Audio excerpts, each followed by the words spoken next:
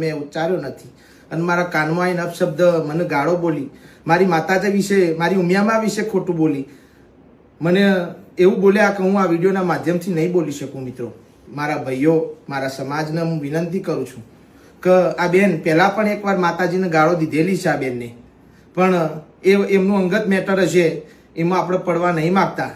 થોડા કલાકો પહેલા મારા નામથી પાટીદાર સમાજ અને ઉમિયા માતા વિશે અપશબ્દ બોલેલ અને પાટીદાર સમાજને ગાળો આપેલ એવું એક મારા મોટા ભાઈએ સોશિયલ મીડિયામાં વિડીયો મૂકેલ છે. આ વાતને હું સદંતર નકારું છું, કારણ કે આ વાતને મારા ભાઈ કોઈ બી રીતે સાબિત કરી બતાવે તો મારું સંગીત પ્રોફેશન આ જીવન હું છોડી દેવા તૈયાર છું. હું સાચી છું. હું પાટીદાર સમાજ અને ઉમિયા માતાજી વિશે એક પણ શબ્દ બોલેલ નથી. એ સાબિત કરવા હું મારા ઘરેથી, તમને બધાને ખબર છે કે હું મહેસાણા રહું છું, મહેસાણાથી નજીક જ છે ઊંઝા ઉમિયામાનું જોરદાર મંદિર છે, આ બધા જાણો છો. ત્યાં અખંડ જ્યોત છે મા ઉમિયાની.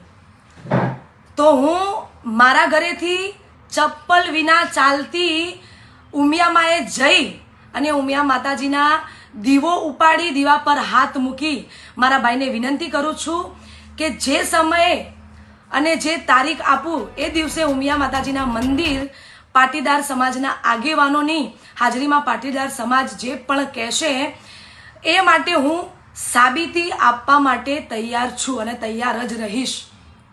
બીજું, તમે વિડીયોમાં એ પણ સાબિત કર્યું છે કે તમે મને નથી ઓળખતા, તો તમે મને તમારા લગ્નની કંકોત્રી કેવી રીતે આપી?